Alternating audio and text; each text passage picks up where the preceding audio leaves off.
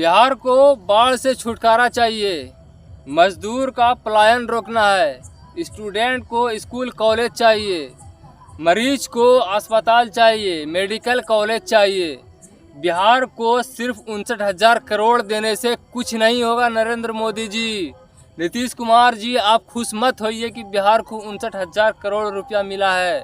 इससे कुछ नहीं होने वाला है। बिहार में पलायन नहीं रोका जा सकता है, स्टूडेंट को यहाँ नहीं रोका जा सकता, स्कूल कॉलेज नहीं बनाए जा सकते हैं उस स्तर के।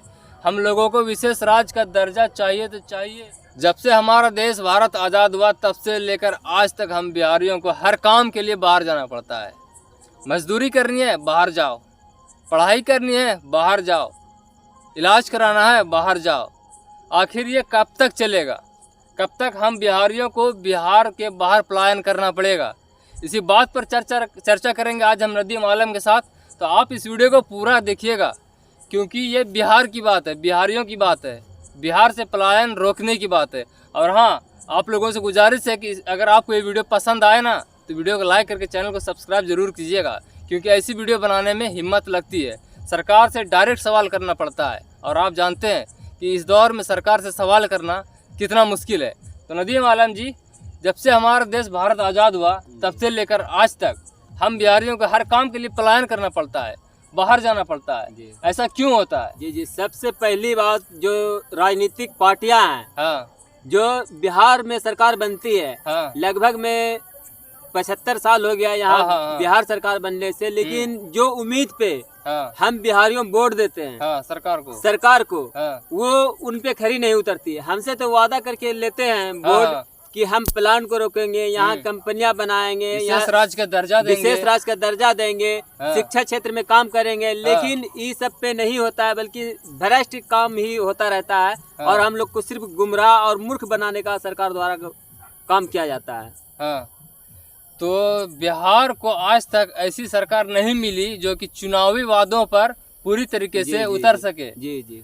चुनाव में कुछ और वादा किया जाता है, कहा जाता है कि बिहार का हम पलायन रोकेंगे। हर सरकार बोलती है, जी, हर पार्टी बोलती है कि हम बिहार का पलायन रोकेंगे। जी। सबसे पहला मुद्दा यही होता है बिहारियों को वोट लेने के लिए। और कहा जाता है कि बिहार को हम विशेष राज्य का दर्जा देंगे, लेकिन ऐसा कुछ नहीं करती है जी। तो इसे किस तरह से सुधारा जा सकता है? हम किसे चुने? आखिर जनता किसे चुने? हर पार्टी वही है, हर पार्टी ने बिहार को लूटा है। बिहार को लूटने क्या है काम क्या है? चाहे कोई भी पार्टी हो, चाहे आरजेडी हो, चाहे जेडीयू हो, या इससे पहले की सरकार हो, किसी ने भी बिहार के हित में काम नहीं किया है। चाहे वो केंद्र सरकार हो, सारी सरकार वैसी है, सारी पार्टियां ही वैसी है। बिहार से किसी को लेना देना नहीं है। उन्हें मजदूर चाहिए जी। तो कैसे हम सुधार सकते हैं? जी, सबसे पहली बात जो है, बिहार जो है एक भारत का हिस्सा है, और हाँ, केंद्र और राज्य सरकार को दोनों को मिलके ही काम करना होगा। हाँ, अगर दोनों अच्छी नीति से अगर बिहार के वासियों के लिए अगर काम करें, हाँ, तो यहाँ का प्लान, हाँ, और यहाँ के मजदूर जो बाहर खटते हैं, और शिक्षा और बहुत सारे ऐसे जो वादे सरकार लेके आती है, हाँ, चुनावी वादे अगर उन पे खरा उतरे सरकार, हाँ, तो बिहार का दशा बदल सकता है। बिहार को हाल फिलहाल में इस बजट 2024 में 24-25 में 59,000 करोड़ का मिला है फंड जी। क्या इससे हमारे बिहार की दशा बदल सकती है? बिहार से पलायन को रोका जा सकता है? ऐसा हो सकता है क्या इस 59,000 करोड़ से, या और भी राशि मिलनी चाहिए? जी, सबसे पहली बात है कि 59,000 करोड़ जो मिला है, हाँ, इससे न बिहार की दिशा बदली जा सकती है, न दशा बदली जा सकती है। और इससे कुछ थोड़ा मदद मिल सकती है बिहार वासियों की। जिस तरह की रोड है, रोड तो बनाती है सरकार, बनवाती है सरकार, लेकिन वहाँ पे मजदूरों की जगह मिशनरी चीज से वो रोड बनाया जाता है। जिस जगह हजारों मजदूर पहले खटता था, काम क्या करता था, आज वहाँ पे 2 से 3 मजदूर भी नहीं रहता, वो बड़े बड़े ड्राइवर रहते हैं, जो कि गाड़ी चला के उनको काम पूरा कर दिया जाता है। हमारी बिहार सरकार से रिक्वेस्ट है, गुजारिश है कि आपको ये 59,000 करोड़ का पैकेज मिला है, ये छोटा मोटा पैकेज नहीं है, बहुत बड़ा पैकेज है। इसकी चर्चा पूरे देश में हो रही है। आपसे गुजारिश है कि इस 59,000 करोड़ के पैकेज का सही यूज करें जी। और मशीनों को यूज करने के बजाय कुछ ऐसा करें सरकार कि मजदूर वहाँ पर काम करे, लोगों को काम मिल सके, लोग बिहार से बाहर ना जाएं। और सबसे बड़ी बात है कि जब तक बाहरी कंपनी को यहाँ निवेश करने का मौका नहीं दिया जाएगा तो हमारी बिहार की दशा न दिशा कुछ नहीं बदली जा सकती है। कंपनियों को अगर बिहार में निवेश करवाना है जी तो बिहार को विशेष राज्य का दर्जा देना होगा। जी जी एकदम देना बिहार के टैक्स में कटौती होगी इंडस्ट्री के लिए, और इंडस्ट्रियल जो बिजनेसमैन होते हैं बिहार में आएंगे फैक्ट्री लगाने के लिए जी। तो बिहार को तो विशेष राज्य का दर्जा नहीं मिला तो कैसे होगा? क्या मिलना चाहिए?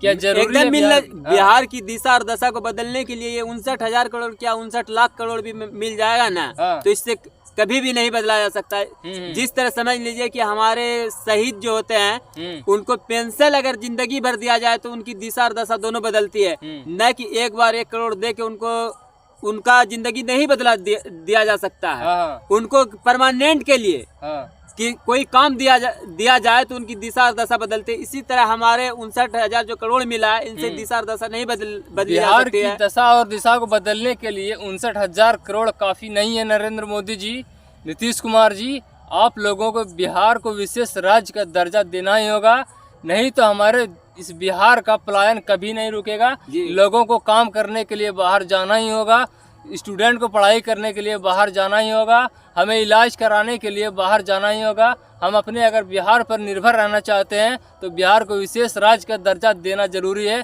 और ये हमारा अधिकार है। हम किसी एनडीसी को नहीं मानेंगे, हम बिहार को विशेष राज्य का दर्जा दिलाकर रहेंगे और केंद्र सरकार से विशेष राज्य का दर्जा हम लोग लेकर रहेंगे। जी जी, बिना विशेष राज्य के दर्जा का हमारे राज्य बिहार में कुछ नहीं होने वाला है। कोई दशा दिशा में चेंज नहीं होने वाला है, कोई पलायन नहीं रुकने वाला है जी। तो ये कैसे मिलेगा? देखिए, केंद्र सरकार ने सिर्फ साफ साफ लिख के दे दिया है कि हम बिहार को विशेष राज्य का दर्जा नहीं दे सकते हैं। बिहार एनडीसी के कानून के तहत नहीं उतरता है खरा जी। बहुत ऐसी भारत में अभी जो कानून बन रही है जो संविधान के खिलाफ है और वो कहती है कि ये काम करने से देश के लिए फायदा है और बिहार भी देश का अंग है और इनके फायदा के लिए अगर कानून को में भी संशोधन करना पड़े तो ये हमारी केंद्र सरकार और राज्य सरकार को करना चाहिए मिलके। तब हमारी बिहार की दिशा और दशा, देखिए भारत तब ही महान होगा जब यहाँ का हर एक लोग आत्मनिर्भर बनेंगे।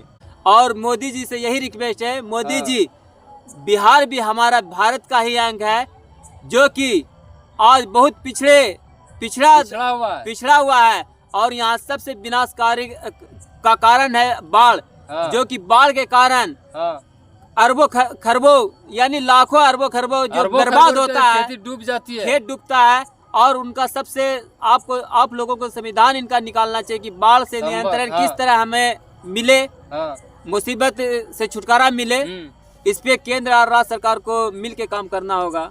बिहार को बाढ़ से छुटकारा चाहिए, मजदूर का पलायन रोकना है, स्टूडेंट को स्कूल कॉलेज चाहिए, मरीज को अस्पताल चाहिए, मेडिकल कॉलेज चाहिए। बिहार को सिर्फ 59,000 करोड़ देने से कुछ नहीं होगा। नरेंद्र मोदी जी, नीतीश कुमार जी, आप खुश मत होइए कि बिहार को 59,000 करोड़ रुपया मिला है। इससे कुछ नहीं होने वाला है। बिहार में पलायन नहीं रोका जा सकता है, स्टूडेंट को यहाँ नहीं रोका जा सकता, स्कूल कॉलेज नहीं बनाए जा सकते हैं उस स्तर के। हम लोगों को विशेष राज्य का दर्जा चाहिए तो चाहिए। नीतीश कुमार जी, आपने वोट मांगा था लोकसभा चुनाव 2024 में कि हम बिहार को विशेष राज्य का दर्जा दिलाने का काम करेंगे और इसी बात पर लोगों ने बीजेपी को भी वोट किया था और वही बीजेपी आज कहती है कि हम विशेष राज्य का दर्जा नहीं दे सकते हैं। बिहार एनडीसी के नियम के कानून के तहत नहीं उतरता है। तो हम लोग कुछ नहीं मानने वाले हैं। बिहार को विशेष राज्य का दर्जा चाहिए तो चाहिए। आप कहां से दिलाते हैं नीतीश कुमार जी, हम लोग नहीं जानते हैं। आप कहां से देंगे केंद्र सरकार, हम लोग नहीं जानते हैं। बिहार का हमको विकास चाहिए और हमारे बिहार का विकास बिना विशेष राज्य के पैकेज के नहीं होगा। हमारा बिहार बहुत ही ज़्यादा पिछड़ा हुआ है। तो इस बारे में आप क्या कहते हैं, आपकी क्या राय है, हमें कमेंट बॉक्स में जरूर बताइएगा और वीडियो को लाइक करके चैनल को सब्सक्राइब जरूर कीजिएगा।